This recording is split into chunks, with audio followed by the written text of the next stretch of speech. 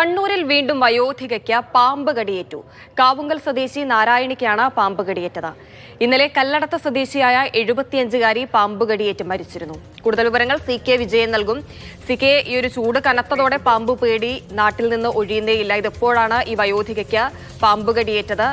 കൃത്യസമയത്ത് ചികിത്സ നൽകാനായോ? നിലവിലെ ആരോഗ്യസ്ഥിതി എന്താണ്?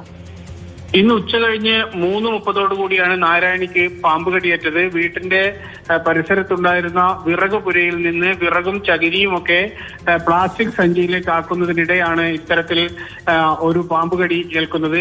കൈത്തണ്ടയ്ക്കാണ് പാമ്പ് കടിച്ചിരിക്കുന്നത്. ഉടൻ തന്നെ പരിയാരം മെഡിക്കൽ കോളേജ് ആശുപത്രിയിൽ എത്തിച്ചെങ്കിലും അവരുടെ ബോധം നിലക്കുകയും അതോടൊപ്പം തന്നെ വെന്റിലേറ്ററിലേക്ക് മാറ്റുകയുമാണ് ചെയ്തത്.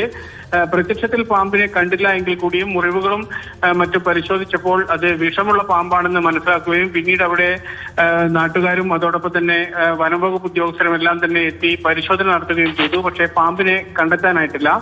പക്ഷെ കടിച്ച പാമ്പ് വിഷമുള്ളതാണ് എന്ന് തിരിച്ചറിയുകയും ചെയ്തിട്ടുണ്ട്. 75-കാരിയായ നാരായണി ഇപ്പോൾ പരിയാരം ഗവൺമെന്റ് മെഡിക്കൽ കോളേജിൽ വെന്റിലേറ്ററിൽ ചികിത്സയിലാണ്. ശരി, വയോധികയെ കടിച്ചത് വിഷപ്പാമ്പ് തന്നെയാണെന്ന് സ്ഥിരീകരിച്ചിട്ടുണ്ട്. ആശുപത്രിയിൽ ചികിത്സയിലാണുള്ളത്. CK വിജയനാണ് വിവരങ്ങൾ പങ്കുവച്ചത്.